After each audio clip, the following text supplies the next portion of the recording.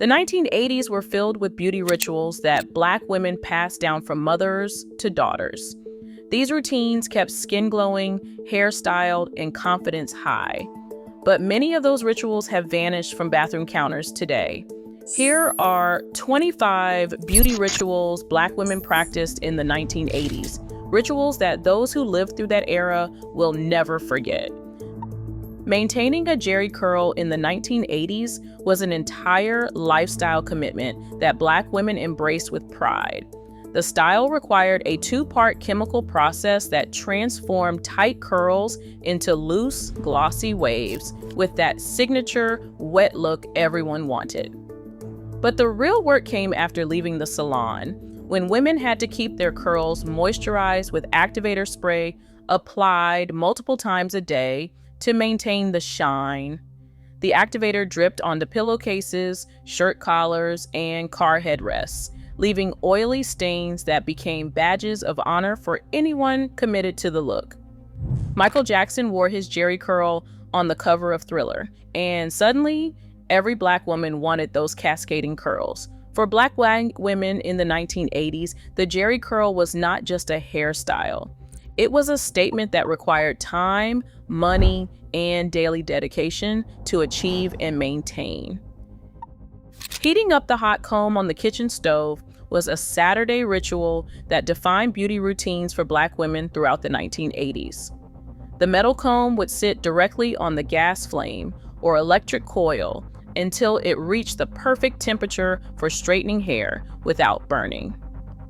Mothers and grandmothers became experts at testing the heat, running the comb through a towel, or blowing on it before touching it to hair that had been sectioned and greased with pressing oil.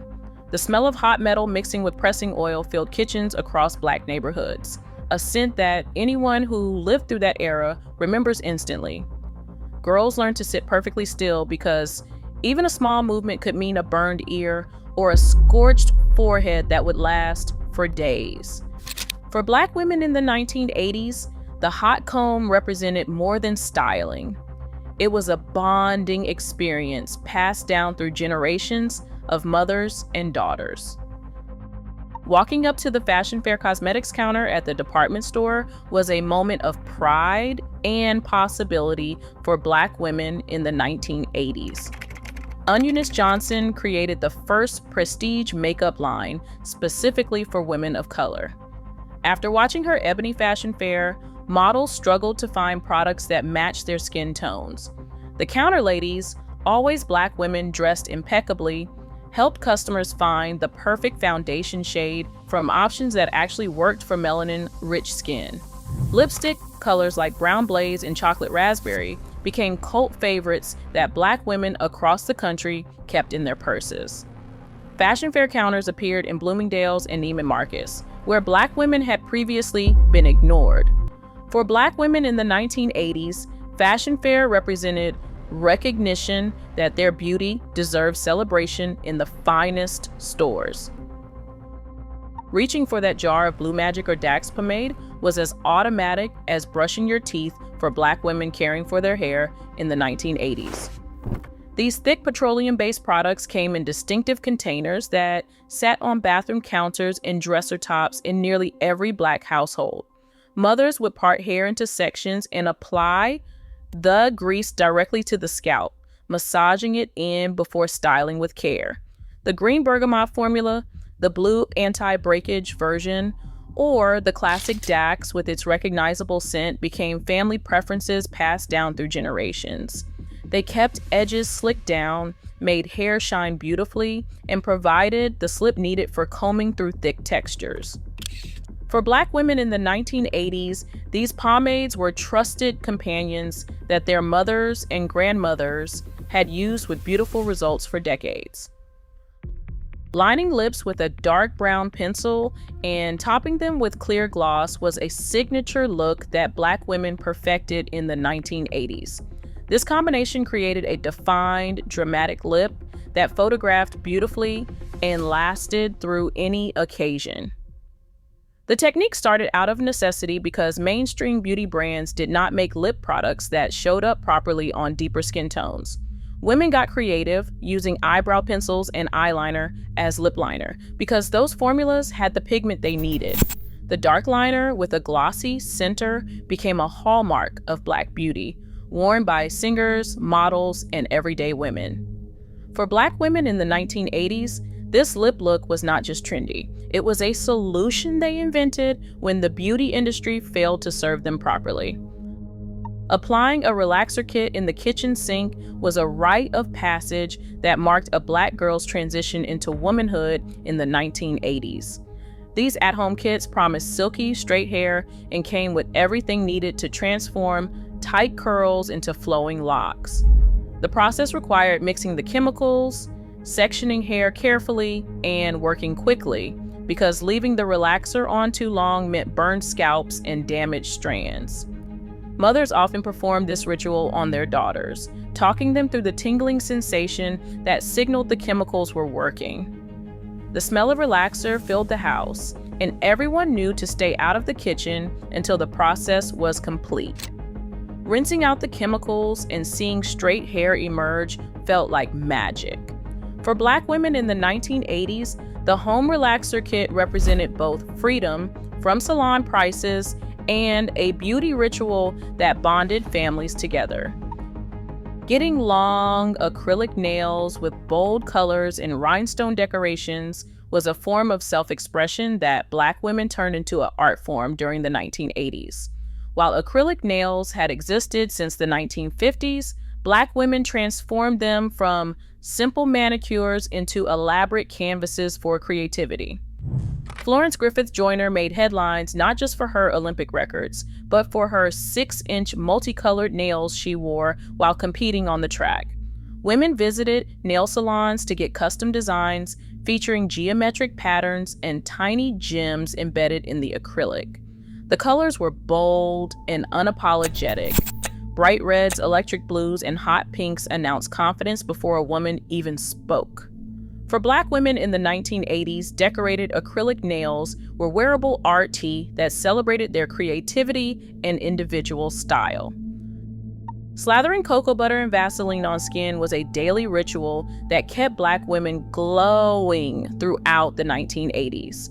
These products were affordable, accessible, and effective at combating the ashiness that showed up prominently on melanin-rich skin. Mothers would rub cocoa butter on their children after baths, and the rich chocolate scent became associated with cleanliness and care. Vaseline served multiple purposes, moisturizing dry patches, softening lips, and adding shine to cheekbones before highlighters became popular. Applying lotion was not optional in Black homes. Going outside ashy was simply unacceptable, and it was considered a sign of not caring for oneself. For Black women in the 1980s, these moisturizing rituals were about self-care and the pride that came from skin that looked healthy and luminous. Sculpting finger waves with heavy gel required patience, skill, and a steady hand that Black women mastered throughout the 1980s. This elegant style created S-shaped waves that hugged the head closely, perfect for formal occasions and glamorous evenings out. The process involved applying thick gel to wet hair and using a comb and fingers to mold each wave precisely into place. Once the waves were set, they had to dry completely under a hooded dryer, or by sitting carefully to avoid disturbing the pattern. The finished look was sleek, sophisticated, and undeniably chic, channeling the glamour of Harlem in the 1920s with a 1980s edge. For Black women in the 1980s, mastering finger waves meant having a go-to style for weddings, proms, and any event that called for understated elegance. Keeping a jar of Ultra Sheen hair grease in a blue container was standard practice in Black households throughout the 1980s. Joan and George Johnson built their company, creating products specifically for Black hair, and Ultra Sheen became one of their most beloved offerings. The grease came in both blue and green formulas, each promising to moisturize, condition, and add shine to textured hair. On wash days, mothers would apply Ultra Sheen to freshly cleaned hair before braiding or styling, ensuring the strands stayed soft and manageable. The product had one job: to make black hair look and feel healthy, and it did that job consistently for decades. For Black women in the 1980s, Ultra Sheen represented a Black-owned company that understood their hair and created products that actually worked. Finding foundation that actually matched at Black Opal and Amon counters felt like discovering treasure for Black women in the 1980s. Before these brands existed, women with deeper skin tones had to mix multiple foundations together or settle for shades that left them looking ashy or orange. Black Opal launched specifically to serve women of color, offering foundations, powders, and concealers in shades that mainstream brands ignored. Amon, created by the supermodel herself, brought sophistication and celebrity endorsement to the mission of inclusive beauty. These brands understood undertones and the specific needs of melanin-rich skin for Black women in the 1980s. These brands were revolutionary because they treated darker skin as beautiful and worthy of products designed specifically for them. Sleeping in foam rollers and sponge curlers was the price Black women paid for bouncy curls and voluminous styles throughout the 1980s. These rollers came in different sizes. Pink foam ones produced tight curls, while larger sponge versions created looser waves. Women would wrap sections of damp hair around each roller, securing them in place, and then cover everything with a satin scarf. Sleeping on rollers could be uncomfortable, with the hard bumps pressing into the scalp all night.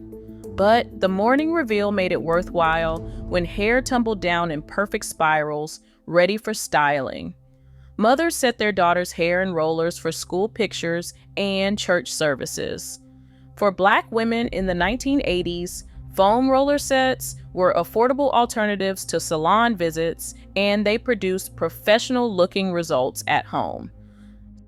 Spraying oil sheen on finished styles was the final step that gave Black women that salon fresh look throughout the 1980s. These aerosol cans promised instant shine and came in formulas from brands like OS Motions and Isoplus. After spending hours on hair, whether pressing, curling, or braiding, a mist of oil sheen made everything look polished and complete. The spray caught the light, making hair glimmer and gleam like the styles seen in magazines and music videos. Some women carry travel-size cans in their purses for touch-ups throughout the day. For Black women in the 1980s, oil sheen spray was the finishing touch that announced to the world their hair was done, and they were ready. Wearing bold eyeshadow in colors like fuchsia, electric blue, and bright purple defined the 1980s makeup aesthetic that Black women embraced enthusiastically. This was not a decade for subtle looks, and eyeshadow extended from the lash line up to the eyebrow in vivid, unapologetic shades. Women learned to blend multiple colors together, creating gradients that made their eyes the focal point of any outfit. Whitney Houston, Diana Ross, and Patti LaBelle all wore colorful eyeshadow that inspired everyday women to experiment with bolder choices. The colors popped dramatically against darker skin tones, creating looks that photographed beautifully at parties and events. For Black women in the 1980s, colorful eyeshadow was part of the decade's maximalist spirit that celebrated glamour. Using a crimping iron to create a zigzag texture in hair was one of the definitive styling choices of the 1980s that Black women incorporated into their looks. The tool pressed heated plates together on sections of hair, leaving behind a distinctive wave pattern that added volume and visual interest. Women crimped their entire heads or just sections for accent, creating styles that range from subtle to dramatic. Teenagers especially loved crimping because it was easy to do at home and could be changed back to straight with another pass of heat. The look appeared in music videos and at school dances, where everyone wanted hair that stood out. For Black women in the 1980s, the crimping iron was an accessible tool for achieving trendy styles without salon visits. Massaging sulfurate and bergamot treatments into the scalp was a ritual that Black women trusted for healthy hair growth throughout the 1980s. These thick, medicated products promised to soothe itchy scalps, treat dandruff, and promote the growth everyone wanted. The sulfur formula had a distinctive smell that lingered, but it was accepted as the price of healthy hair. Mothers would part hair in sections and apply the treatment directly to the scalp, working it in with their fingertips. These products represented old school wisdom about hair care, proven effective across generations. For Black women in the 1980s, scalp treatments were preventative care that kept hair growing thick and strong. Pressing lead press-on nails onto fingertips for special occasions gave Black women instant glam at drugstore prices throughout the 1980s. These pre-polished artificial nails came in packages with adhesive tabs, and they offered a quick solution when salon visits were not possible. Women chose from French tips, solid colors, and even designs that looked professional when applied correctly. They were perfect for weddings, proms, and dates when beautiful nails were essential, but time and money were limited. The nails could pop off unexpectedly. So many women carried extras in their purses for emergency repairs. For Black women in the 1980s, press-on nails democratized nail beauty, making polished hands accessible to everyone regardless of budget. Reaching for an eyebrow pencil to line lips when lip liner shades were too limited became a makeup hack that Black women perfected during the 1980s. The beauty industry simply did not make lip products in shades that showed up properly on deeper skin tones, so women got creative. Brown and black eyebrow pencils had the pigment density needed to define lips dramatically, and the formulas worked well on lip skin. The workaround spread by word of mouth, with sisters, friends, and cousins sharing the trick that made beautiful lips possible. The technique required skill, because eyebrow pencils were not designed for lips and could drag, if not warmed, slightly first. For Black women in the 1980s, using eyebrow pencils as lip liner was innovative problem solving in a beauty world that had not yet learned to serve them properly. Sitting for hours to get cornrows braided with beads clicking at the ends was a protective styling ritual that Black women treasured throughout the 1980s. These intricate braids required skilled hands that could part hair precisely and weave strands tightly enough to last for weeks. The addition of beads, often colorful plastic beads that made a distinctive sound when the wearer moved, turned functional styles into fashion statements. Mothers braided daughters' hair at home, and professional braiders worked from salons or living rooms, creating patterns from simple straight backs to elaborate geometric designs. Cornrows protected hair from daily manipulation while looking beautiful. For Black women in the 1980s, cornrows with beads were both cultural expression and smart hair care combined. Pumping pink oil moisturizer onto hair daily kept Black women's strands soft and manageable throughout the 1980s. This pink-tinted lotion in its distinctive bottle became a staple on bathroom counters and bedroom dressers across Black America. The formula promised to moisturize without heaviness, adding shine and reducing breakage between wash days. Women applied it to dry hair, to wet hair, and everything in between, working it through from roots to ends.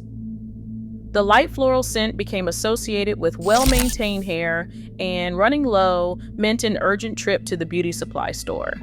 For Black women in the 1980s, pink oil moisturizer was the daily maintenance product that kept styles looking fresh between more intensive treatments.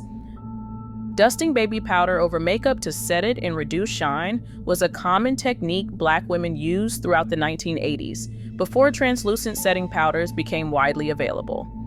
The inexpensive powder absorbed oil, mattified skin, and helped makeup last longer through hot days and late nights.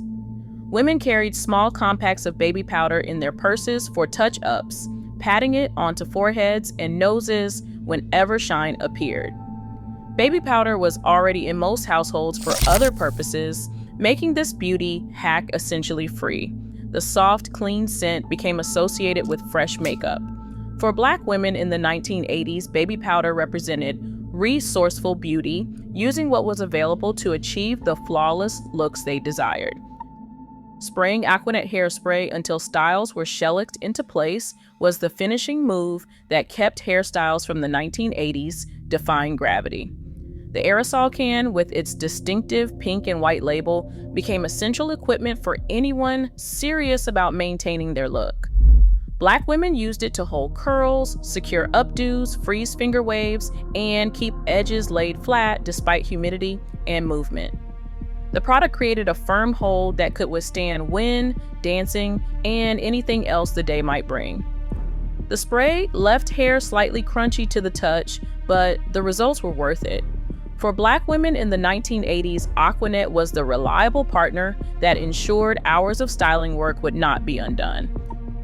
Rubbing Palmer's cocoa butter formula into skin to fade stretch marks and scars was a beauty ritual that Black women swore by throughout the 1980s.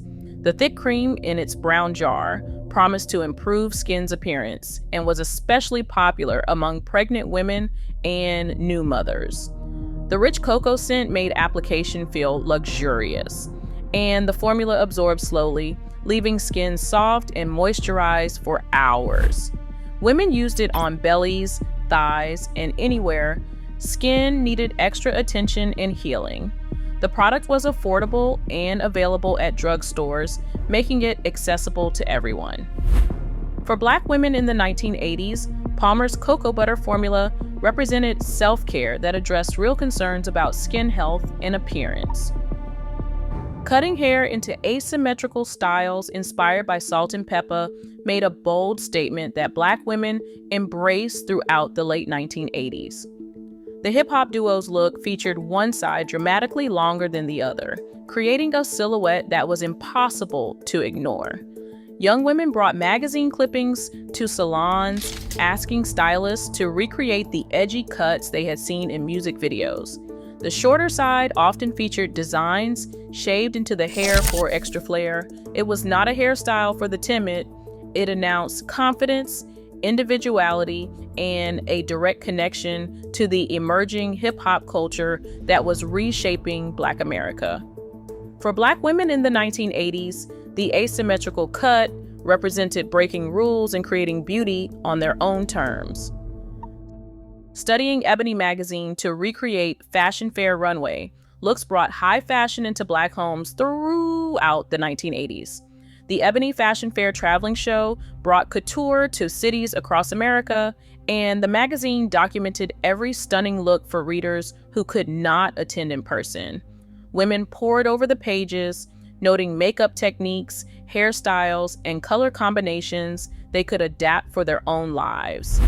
The models on those pages represented what Black beauty could be: elegant, polished, and unapologetically glamorous. The magazine served as a beauty school for women who had no other access to formal training in makeup and style.